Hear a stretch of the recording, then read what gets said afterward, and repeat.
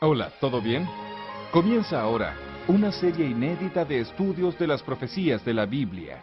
Esta es la serie del Gran Conflicto, y el tema de hoy es el libro que revela todo. Aquí en mis manos tengo la palabra de Dios, la Biblia Sagrada. En el capítulo 1 del Apocalipsis, en el versículo 3, leemos, Bienaventurado el que lee, y los que oyen las palabras de esta profecía, y guardan las cosas en ella escritas, porque el tiempo está cerca. Mi amigo, vivimos exactamente en un tiempo en que el gran conflicto entre el bien y el mal se intensifica cada vez más, y la palabra de Dios, la Biblia Sagrada, es la base, es el libro clave para mostrarnos exactamente en qué posición debemos estar, qué posición tomar en ese gran conflicto. Por ejemplo, para que usted tenga éxito y sea victorioso en esa guerra entre el bien y el mal, es preciso conocer algunas cosas importantes sobre la Biblia. La Biblia Sagrada tiene 66 libros, siendo 39 del Antiguo Testamento y 27 del Nuevo Testamento. Ella fue escrita por aproximadamente 40 personas en un período de aproximadamente 1600 años. Ella ya fue escrita originalmente en tres lenguas, en la lengua hebrea, en la lengua griega y en la lengua aramea. Y este libro sagrado tiene como autor a nuestro Dios. Él dejó este sagrado libro para que nosotros pudiésemos conocer su voluntad y para que pudiésemos también saber la revelación de Él para nuestra vida, en este contexto de lucha entre el bien y el mal. Acompáñeme ahora que tengo algo muy importante para mostrarle. Por ejemplo, la Biblia Sagrada está subdividida en 5 pequeñas partes. La primera parte es historia. La segunda es poesía, la tercera profecía, la cuarta evangelios y la última cartas. Vamos a analizar una a una. Por ejemplo, historia. Los libros históricos de la Biblia comienzan en Génesis y van hasta el libro de Esther, incluyendo el libro de Hechos de los Apóstoles que se encuentra en el Nuevo Testamento. La parte histórica de la Biblia, aproximadamente 90% de lo que está escrito allí, se entiende como se lee, y apenas 10% más o menos fue escrito en un lenguaje simbólico, profético. Entonces, entienda bien, la parte histórica de la Biblia son los libros que registran las historias de la creación, la historia de Adán y Eva, la historia de la caída, la historia de David y Goliat, de Sansón y Dalila, del pueblo de Israel, los libros históricos. Esta es la primera parte de la Biblia. La segunda es poesía. La poesía son los libros que fueron escritos en un lenguaje poético. Por ejemplo, tengo aquí Job, Salmos, Proverbios, Cantares, o sea, Cantar de los Cantares, y también el libro de Eclesiastés. Esos libros son poéticos, y de todos ellos la poesía más conocida se encuentra en Salmos, que es el Salmo 23, ¿recuerda? Jehová es mi pastor, nada me faltará. Son los libros poéticos de estos, aproximadamente 85% de lo que está escrito allí, se entiende también como se lee, y aproximadamente 15% en un lenguaje también simbólico, figurativo. La tercera parte es la parte de la profecía, que envuelve el libro de Apocalipsis y también el libro de Daniel. La parte profética comienza en Isaías, va hasta Malaquías y, repito, incluye el Apocalipsis y también el libro de Daniel. Esos libros proféticos son los libros que presentan de forma más clara, de forma bien contundente, ese gran conflicto entre el bien y el mal. ¿Entiende? Y aquí es bueno que preste mucha atención. Tengo aquí las informaciones bien actualizadas sobre todo eso. Por ejemplo, el libro de Apocalipsis es el libro más difícil de entender y también el libro de Daniel. Pero existen otros libros proféticos como acabé de mencionarle a usted. Esta es la tercera parte de la Biblia y 95% de la profecía no se entiende cómo se lee. Vea, los libros históricos y poéticos, si usted lee en esos libros, agua es agua tal cual. Si usted lee mujer, es mujer tal cual. Viento también es eso mismo. O sea, se entiende cómo se lee, pero en la profecía no se entiende cómo se lee. Agua significa otra cosa. Mujer significa también otra cosa, y así sucesivamente. La cuarta parte de la Biblia es la parte de los Evangelios. Los Evangelios son 4: Mateo, Marcos, Lucas y Juan.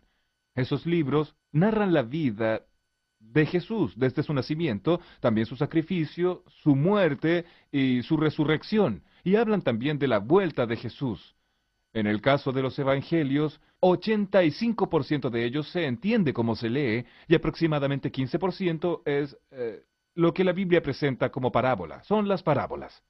Y la última parte, las cartas o epístolas, que comienzan en Romanos y van hasta Judas, recordando que ese Judas no es Iscariote, sino otro Judas.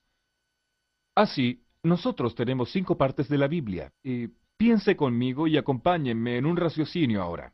Ese raciocinio en las 5 partes de la Biblia yo pienso que es la parte más importante para que usted entienda exactamente lo que es y cómo entender la Biblia Sagrada. Volvamos ahora nuestro pensamiento un poquito hacia la parte histórica.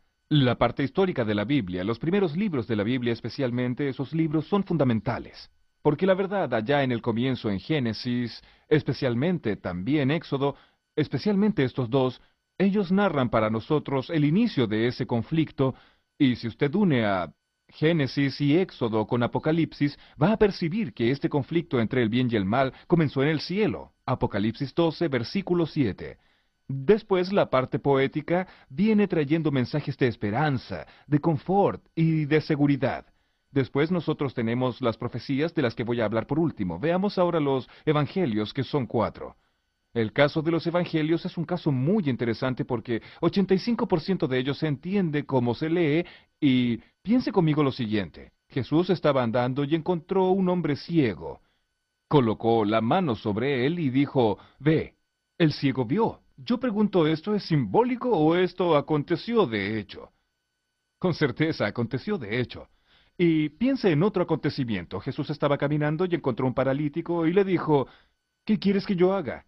Y el paralítico dijo, «Señor, yo quiero quedar bien, yo quiero andar». Y Jesús entonces dijo, «Levántate, toma tu cama y anda». Y el paralítico se levantó y anduvo. ¿Esto es simbólico o literal?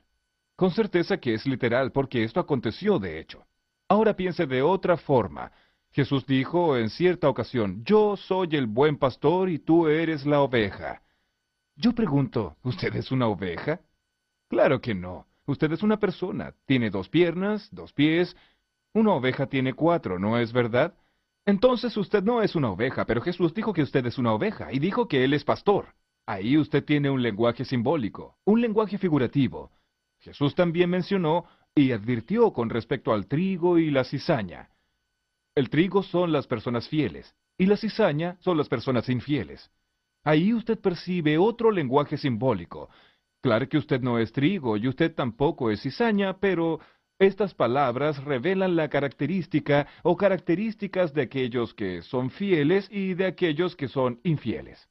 Así usted percibe que los evangelios, 85% se entienden como se leen y 15% no se entiende cómo se lee, son las parábolas.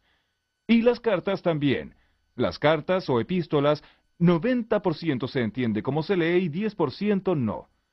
Pero lo más interesante está ligado a la profecía. Las profecías de la Biblia fueron escritas en un lenguaje simbólico, especialmente el Apocalipsis y el libro de Daniel, y están cargados de simbolismos. Y esto es algo que preocupa a mucha gente. Y hay muchas personas que no les gusta estudiar profecías, porque no entienden. Vamos a observar algunas cosas de las profecías. Abra su Biblia ahí. Yo voy a abrir la mía aquí también para dar un ejemplo. Veamos Apocalipsis capítulo 7, el versículo 1. Aquí dice, ¿abrió su Biblia?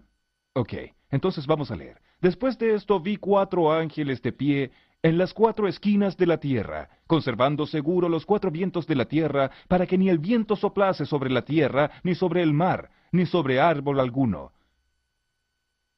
¿Percibió alguna cosa diferente? Si usted no percibió, voy a ayudarlo. Aquí dice que hay 4 ángeles, en las 4 esquinas de la tierra sosteniendo los vientos. Primer problema. ¿La tierra es cuadrada? ¿O es rectangular? ¿Por qué tiene 4 esquinas? No, la tierra es redonda. No tiene 4 esquinas, pero si no tiene 4 esquinas, ¿por qué el Apocalipsis habla que tiene 4 ángeles en las 4 esquinas de la tierra? ¿Percibió? La profecía no se entiende cómo se lee.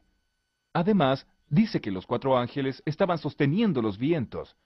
¿Será que da para sostener los vientos? ¿Y será que los ángeles están impidiendo que los vientos soplen?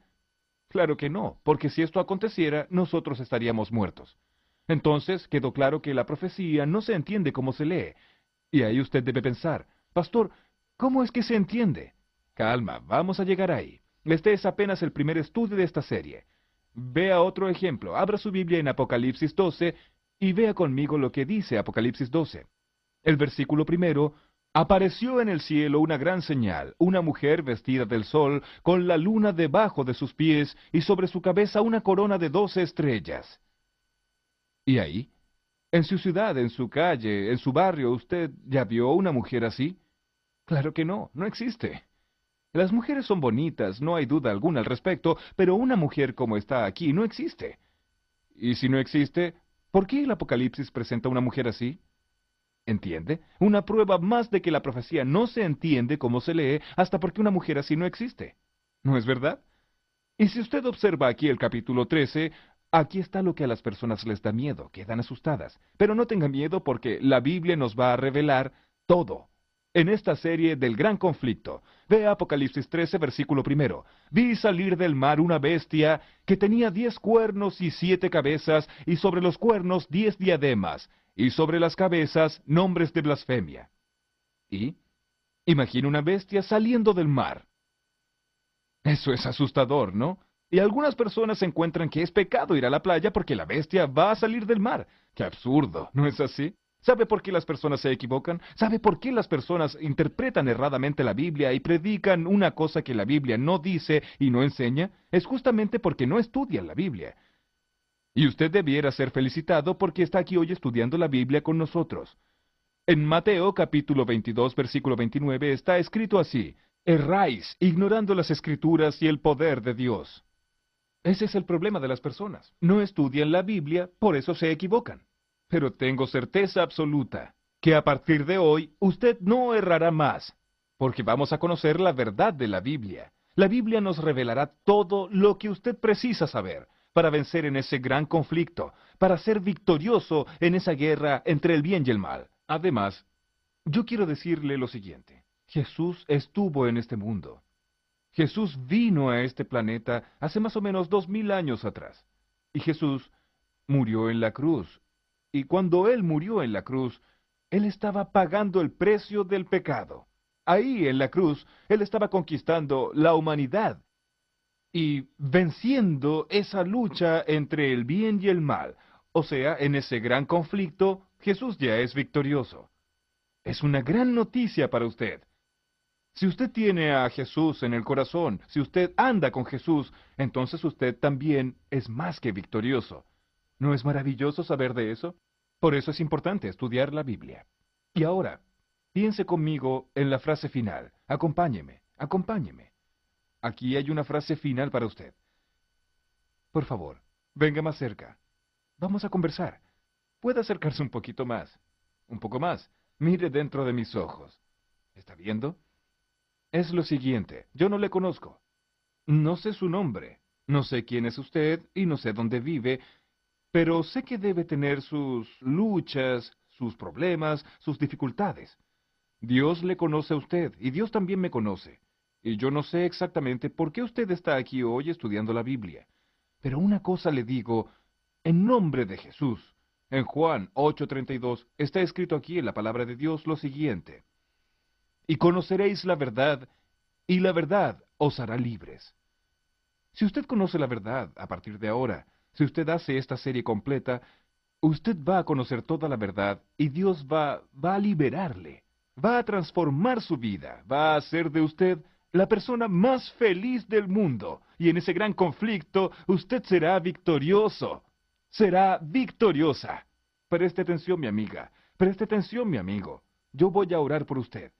Y Dios le dará victoria en este día y en esta serie de estudios bíblicos. ¿Usted no quiere aceptar? ¿Hacer el curso completo? ¿Y no quiere tener a Jesús en el corazón? ¿Y usted no desea ser victorioso también en esta guerra entre el bien y el mal? ¿Qué pregunta estoy haciendo? Claro que usted desea. Claro que usted quiere. Y si usted así lo desea, si usted quiere esto, entonces cierre sus ojos y vamos a hablar con Dios. Querido Padre Celestial, muchas gracias por este primer estudio de tu palabra. Es la lámpara para nuestros pies y luz para nuestros caminos. Ella revela a Jesús, aquel que ya venció en la cruz, en nuestro lugar. Ayúdanos ahora a conocer mejor tu palabra y a andar en tus caminos. Bendice a esta persona que está orando conmigo en este instante y envía al Espíritu Santo para hacer un milagro en la vida de esta persona que tanto lo necesita. En el nombre de Jesús. Amén.